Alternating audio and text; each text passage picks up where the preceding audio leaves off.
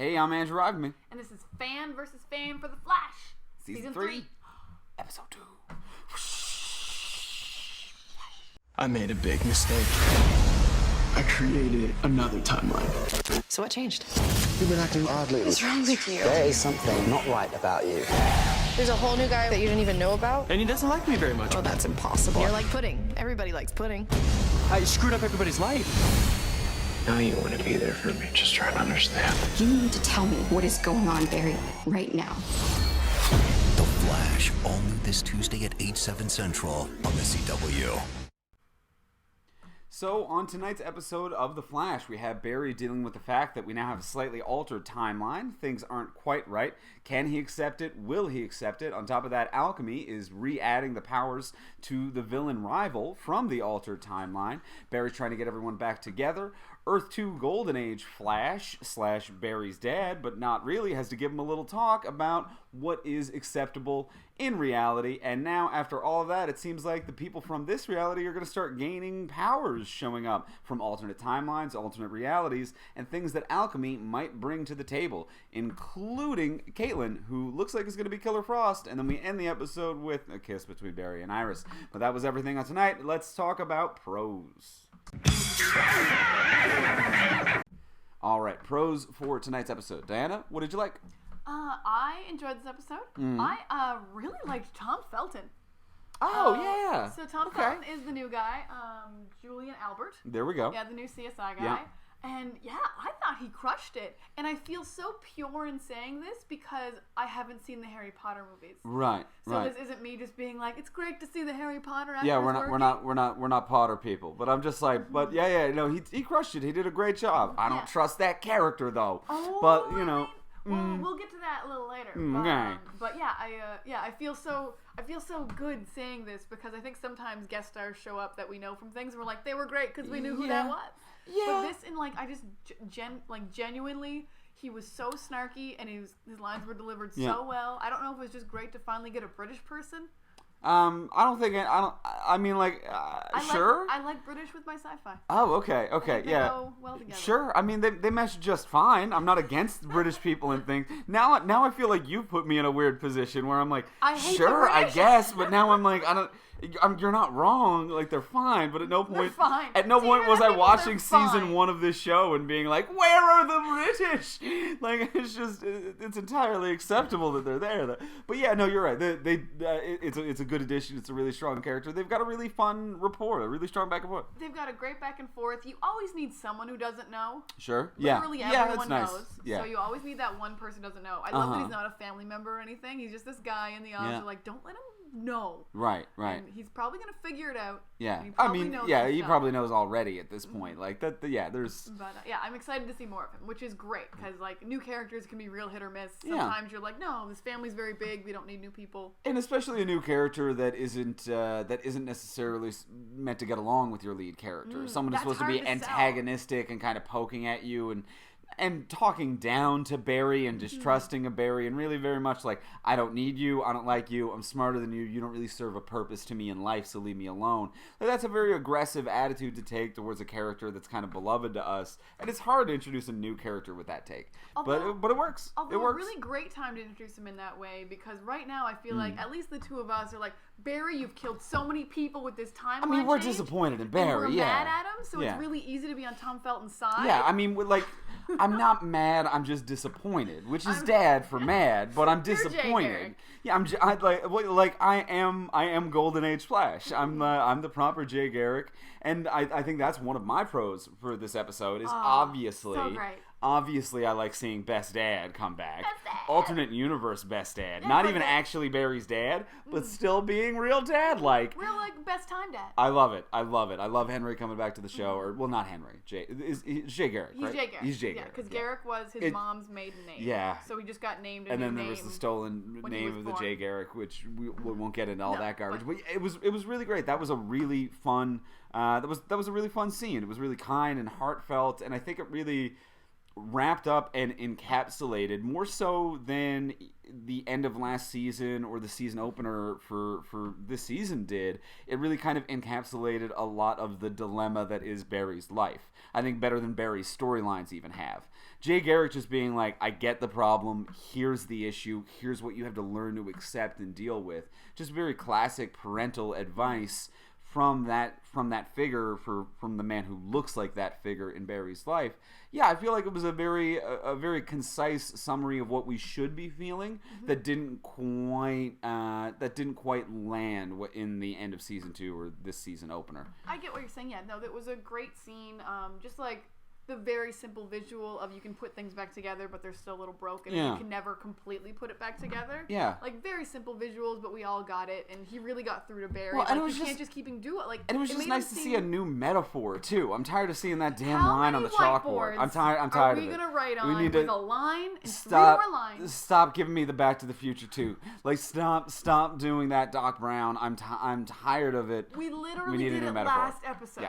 Last episode he did the exact same thing. I think for Wally and Iris. Yeah. Again. Pretty tired Yeah, of it. we don't need this. Yeah, the cup was nice. Nice to see that cup around. Yeah. Yeah, it was great to see Jay. And it was great they brought him in too, because it's kind of hard to give Barry advice now because this Joe doesn't know what's happening. Okay. Because the timeline's broken. Well, yeah. His dad is dead, and Yeah. Harrison Wells doesn't exist. Yeah. And even when Harrison Wells was here, he used to be Reverse Flash and give him time advice. Right. But so now there's no other speedsters to help him, no fatherly figures who Yep. are gonna be. So I'd love to see more Jay, just because I already miss his dad. Yeah, it's really good, and he's a solid performer and balances out the show really well. It's a beautiful addition. I think he should be a permanent part of the cast. It's all good. Yeah, it's really good. And I think one of my other pros for this episode as well is just the bit of Felicity that we got, because they're always charming together. It's fantastic to see them play off of one another, and Felicity is always just a welcome, charming addition to this show. She's a more intelligent, playful. She is like Barry's entire team wrapped into one human being, and I love that. But she never seems too competent. Like she's good at everything, but you're never like she's not crazy. she's good not at solving the plot at a 2-minute window. She's no. not eliminating the need for a TV show. Yeah, like she can super hack, Right. and then sometimes she does science. When she does do Right. science, she's always careful to be like, I'm not great at this, but I might be able to figure Right. it out, or like Right. I have a friend in a lab. Fair enough. Yeah, it's always so great to see Yeah. her. And she does such human things, like just sitting there eating noodles while he explains his problems. I feel Solid. like other characters don't, like, I don't even think it's anything the character, that actress wrote. Right. But for some reason, that character gets to do really humanizing Yeah, things, 100% even though agree. she's at an elevated level. Yeah, absolutely.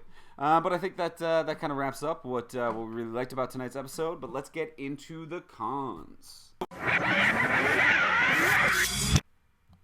All right, so cons for tonight's episode. That kind of bleeds me right into my con, which is, as much as I loved Felicity's little cameo in this episode, why the hell was that only in half of this episode?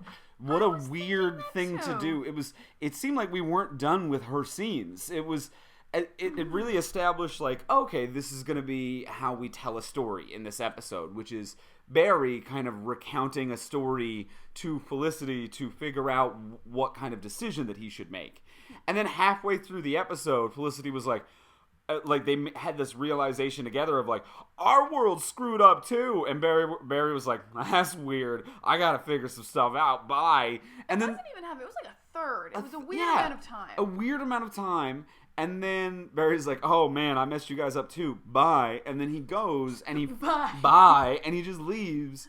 And then he figures out, like, the theme of the episode is that he can't refix things, but he's going to give, like, his loved ones a say and the option to know about their altered timelines, which kind of raises the question of, like, then why wasn't Felicity and Diggle in on this decision? Next week on Arrow better be Flash shows up at the Arrow to cave apologize and is to everyone. Sorry, I deleted your daughter. Deleting your daughter. like, she's just gone. The theme of the episode was repercussions and dealing with them and accepting them and the accountability, and then providing your friends the option of knowing what you've done and whether or not they would rather be ignorant or aware. Like, these are the lessons learned in tonight's episode. but it wasn't learned because a third of this episode was with Felicity and him learning he screwed up people's lives, and he never checks in with them. Never checks in with them, but even just from like a storytelling perspective, they had set up this story structure in a way that it should have stayed with Felicity until he reveals a rather large mistake he's made. Yeah. Like, you stay with her until we're caught up with the plot, which should be close to the end. Close to the end. And a then classic he formula reveals- where he's like, and then that's how I got into this scenario. And now What should I don't do? know what to do. And she's Yeah. like, here's the advice. And And they he's got like, to the- okay, under consideration. And then climax. They got to the advice way too early. Yeah. Yeah. The end of this episode should have been, oh crap, Diggle's daughter, whoops, and whatever I did, now I have to go fix it. The end of this episode should have been telling everyone I've screwed up the timeline. I flat out feel like those scenes should have been in an episode of Arrow. I They hope don't. they just They don't repeat. make sense in this episode at all. It's really weird. If they're not in the whole thing, they don't make any sense. No, none. I totally None. agree. Okay. All right. Well, that's one of my big cons. What didn't you like? My big con was just that the entire episode just felt really dark in a way that I don't think it really meant to. Okay. I think I like Cisco, and I never realized how vital he was to keeping the energy up on the show until he was just grieving for an entire episode. Right. Him like, becoming so a many- somber character really removes a lot of the charm and likability about the entire group dynamic. So many scenes just felt draggy, and like even the lighting felt less. Like things didn't seem as bright and joyful. I did not know how much we needed this character. Right. Being like a happy guy who says fun things. Yeah, he's a very he plays a very necessary function in that group dynamic to make things a little bit more lighthearted, a little bit more playful, just a little bit more charming in any given scenario. Because without him, it is a very dour scenario, and this is also just a very dour timeline as well. With Barry's also very Joe and dark. Iris not talking, even though like it's kind of a BS plot point. Because I'm like, it's not that big a deal. Just tell them both to get over it.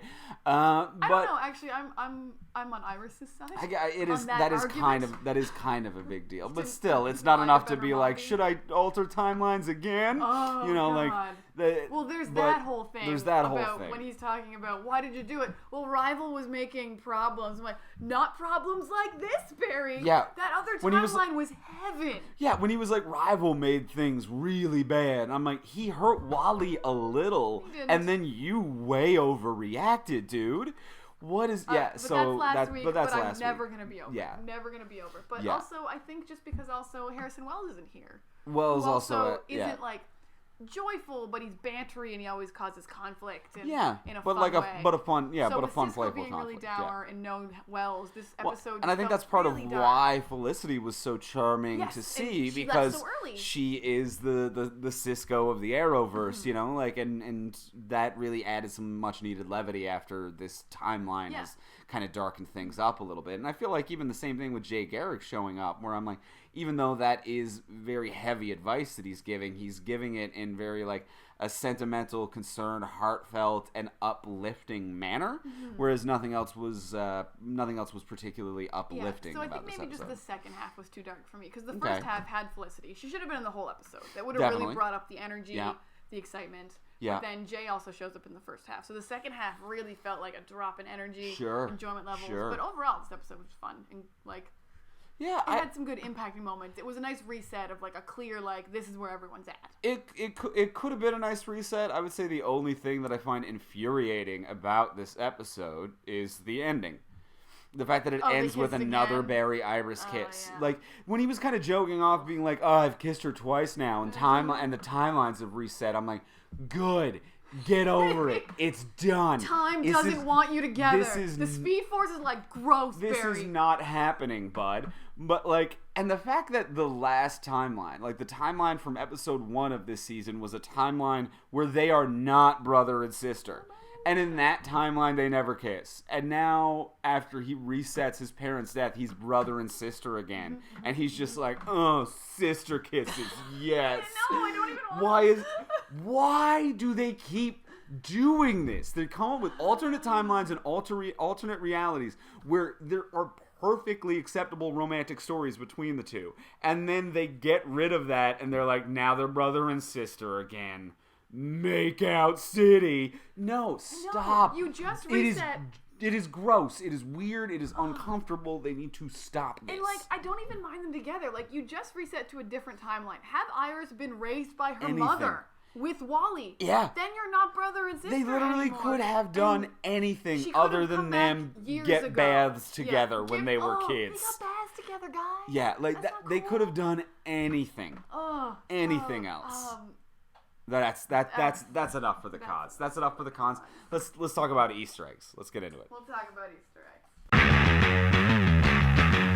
eggs.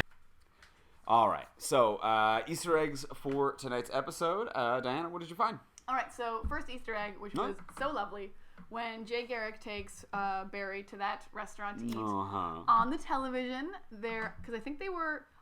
We were talking a little. I think they said they were in 1998 in Barry's timeline, but they might have been in the other timeline. But anyway, on the TV was Dawson's Creek was playing, and John Wesley Shipp, who plays Jay Garrick, was the dad on Dawson's Creek. Yeah. So hopefully that wasn't the episode of Dawson's Creek where that character died. Cross universe best dad. I mean, The Flash. This is the every universe. An best Earth dad. 2 being a surrogate best dad is in a diner where a TV show is playing where he is one of the other best dads in television. He was a great dad. He was a great dad. He has been a multiple universe best dad. That was adorable. That was great. Now, kind of. I'm gonna put it in the Easter egg section. I'm hoping it's not a spoiler. So the new guy, Julian Albert, I think might be connected to Alchemy. I mean, we're introducing him the same time we're introducing Alchemy. Sure. And in the comics, Alchemy's name is Albert Desmond, and this guy's Julian Albert. Okay. They got that Al in there. They all Albert have Alchemy, Albert. Now, there's Al's. Now, unless he's a speedster, he's not actually Alchemy because he was at the docks as soon as Barry went there. Right. But, like, there was, like, 5 people hanging out with Alchemy in that first scene, though. So he could be a robed-up follower. Okay. So you're saying that, like, he's not the main Alchemy? No, he's definitely not the main Alchemy. He's definitely not the main Alchemy? Well, like... No, because when Barry got to the docks, Alchemy was already there. Yes. And he had just left the CSI guy. So. Oh, okay. So So if the CSI guy is involved or is Alchemy, then he wasn't that version of Alchemy. Yes, that's what I'm saying. But I think he's definitely involved. I mean, that name is such a hint. Right. He's definitely covering up something. The fact that he won't, like, share evidence or wouldn't let anyone else take a sample and stuff like that, being like, yeah, you're suspicious from the get-go. But yeah, it's definitely a curious character. I do really like Alchemy, by the way. Like, I think that voice is powerful. I really like that plague mask. Like that old timey medical mask. I feel like the CW has really figured out that villains are great if their voices are scary. Yeah, that seems to be the key. Voices mean a lot. Like Zoom's voice, Reverse Flash had that like echoey voice. I even kind of like Rival now. Like he's fun and playful too. Like I'm surprised it's kind of boring. I really he stabbed Barry with his own lightning bolts, and I'm like, oh. I thought he was just breaking his comms. No, well he broke his comms, but then I thought he like stabbed Barry with them. I think he stabbed the dude with his own lightning. That's oddly charming. Yeah, yeah. Where I'm like, what a painful little goof. Get out of here, you scamp.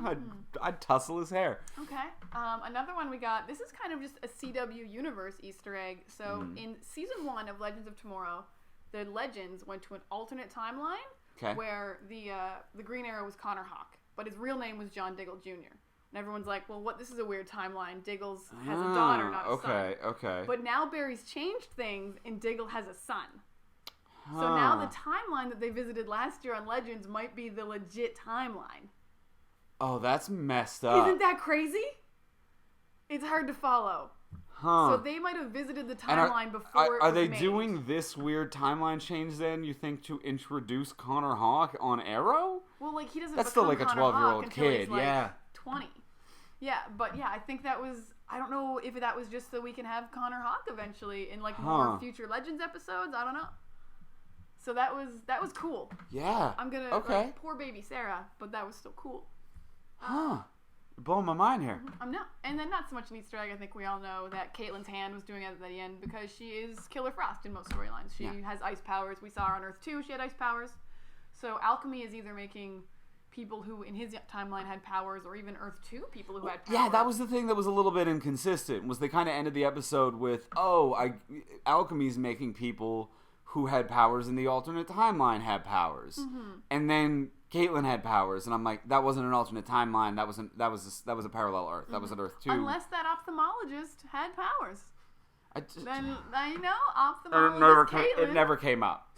Well, she really was kidnapped, and I wouldn't trust my kidnappers with knowledge that I was a superhero. I think if you were kidnapped, you would immediately fight them away with your superpowers. That was a pretty loose kidnapping. There's no such thing as a loose kidnapping. Was a loose kidnapping. You know those kidnappings where you're like, oh, refreshing. Well, you know those kidnappings are like, you can totally leave if you want, and you're like, okay, bye. Loose. Yeah. Anyway, those are my strengths. Okay. I think you're confusing kidnappings with dinner invitations, but sure. I've been kidnapped a lot. Yeah, but let's go to the YouTube comments and see what other people are saying. So shout out to Elio Sakya. Elio Sakya? Yeah, she pointed out the John Diggle Jr. Connor Hawk connection. Okay. So shout out to her. Okay, yeah. Thank you. I'm glad we all caught that. Yeah. Very good job, because that's complicated. Yeah. I mean, I didn't catch it. You say we all caught that, but it's YouTube. You and Allie. Yeah. Me and Alia. Yeah. A. Michaels asks, since alchemy is giving people their powers back, does that mean Kid Flash is joining the team soon? I think definitely. Well, I think the camera even panned on him when they said it. Oh yeah. Didn't they? It was like a hard. It was almost like a real goofy pan in. Like I actually thought, like, as soon as they were like, it looks like people who have powers in that alternate timeline are gonna get powers, and it slow panned in on Wally, and I almost half expected him to turn to the camera and like for it to play, just say like wah, wah, or even sound just like a fun little wink, just like. But yeah, it really felt like it was gonna just completely shift tones for a second. It was a little weird, but that's for sure gonna happen. Yeah. Mm-hmm. And I'm excited for that because I like Wally with powers. I love Wally with powers. It worked in that alternate timeline, and I love his costume, his charm, his personality. I like that he was with Barry at that dinner scene as well. That he was the only one like, yeah, let's sort this out. Let's go on a retreat. I liked it. Yeah, I'm looking forward to that. So Stacey H and a couple others are just pointing out how Barry continues to be a time jerk, just erasing people from history. It's just Stacey H and everybody else is correct in that it's Barry is a time jerk. He doesn't deserve these powers. No, I mean, he's doing his best, guys. He is. He shouldn't have changed time. He completely deserves speed powers, but he does not deserve access to Speed Force time traveling powers. He has completely abused that privilege at every possible opportunity. I don't think he has. In this, changing this time because of the Rival and Wally thing. Okay, totally abused, dumb. But as we discussed last week, going back in time and stopping Reverse Flash was restoring the proper timeline. Because his mom should have lived if no time travel had happened. Yes, but he also didn't think about it like that. The fact that he sometimes is Mr. Magooing his way into the correct timeline doesn't make him a good time traveler. Sometimes when he's like, Wally was hurt, bleh, time change. Yeah, I'm like, even if it ends up being the right thing to do, you didn't give any forethought to your actions whatsoever. Yeah, I wouldn't mind an episode where Barry just sits down and watches like the first 5 seasons of Doctor Who. Yeah. And just is like, Reverse Flash. Just taking some notes. The murderer Reverse Flash is a much more responsible time traveler than Barry. Much more. And you know what? I was even on Cisco's side at one point when Cisco was like, you can't go back and save my brother. And Barry was like, you don't get time travel. I was like, no, Barry, you don't get time travel. Because I think going back a couple of months and stopping a drunk driver is much less destructive to the time stream than going back 20 years and stopping another subsequent time traveler from murdering the parent of a time traveler before he takes over the body of the man who creates metahuman time travelers. I feel like the drunk driver would have had some softer changes. And also, you're saying go back a couple months to do it, but I'm sure Cisco asked him the day it happened. I'm sure the day it happened, Cisco was like, can you go back? But I'm willing to bet I'm willing to bet that Barry had like just kissed Iris or something and was like, I can't go back. I'll have to make out with my sister anew. Anew. Yeah. Yeah. Or maybe that would excite him. I don't know. He's an irresponsible idiot. Where were the time wraiths?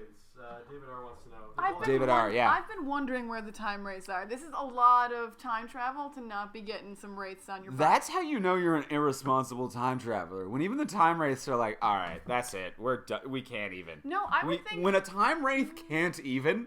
You've messed up. You done goof. See, I would think the time wraiths not showing up would make me think I was doing the right thing. Like, I can understand them not showing up to the resetting the timeline with no time travel. Yes. The time wraith would probably be like, I'm actually kind of okay with that. Yeah, how that would have happened. Yeah. Totally cool. But you would think this time around the time wraiths would have been like, you done did it again, Barry. We're gonna get you. You goofed. But, and also if they'd showed up, it probably would have been fixed pretty easy because we established last season that we can kill them with whatever Cisco built. Yeah. Yeah, that's true, too. We can kill them with whatever Cisco built. And also, now that I think about it, yeah, even when, like, Earth 2 Jay Garrick was doing the coffee cup metaphor, and he's like, you can try to fix the time stream, but it's never quite the same. And I'm like, I feel like time wraiths would disagree, and is 100% of their job to do that. Time wraiths are like coffee cup fixers professionally. Like, their whole job is to do this right. We're gonna put some glue on, slap on a coat of paint. You're gonna be great on that timeline. I feel like it's gonna be okay.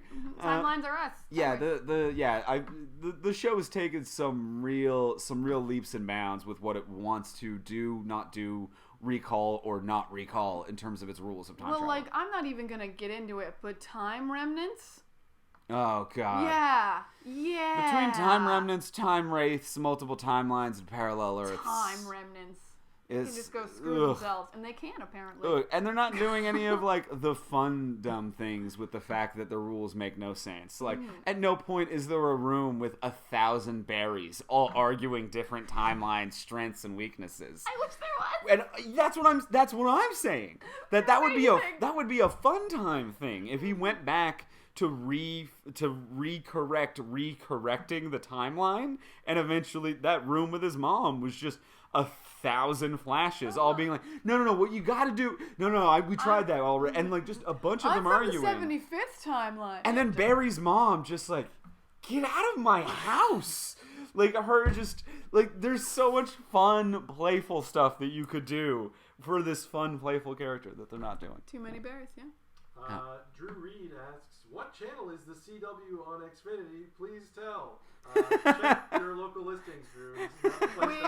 We are not affiliated with the CW.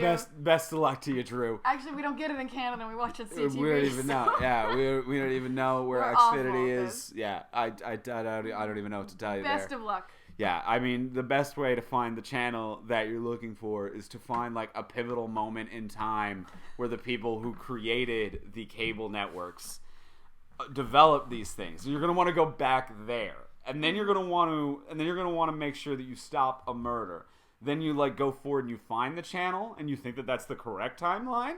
But guess what? No, because all of the other channels are slightly altered. So you don't know the other ones now. And then so you got to go back and stop yourself.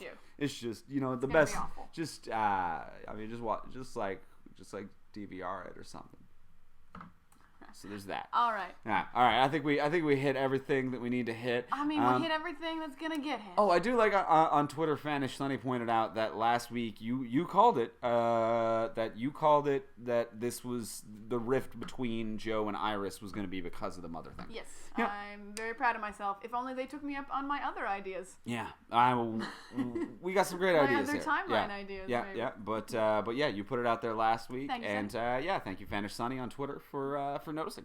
Yeah. And thank you all for watching. Yeah. And we'll be here next week. We'll be here next week and live tweet along with us during the show using hashtag FanVFan, and we can talk about your tweets during this show, and also we can tweet with you during the show, as in The Flash. Yeah. And you can follow Dorkshelf on Twitter at Dorkshelf, and they will let you know how to watch the show every week. Absolutely. In case you missed the Yeah.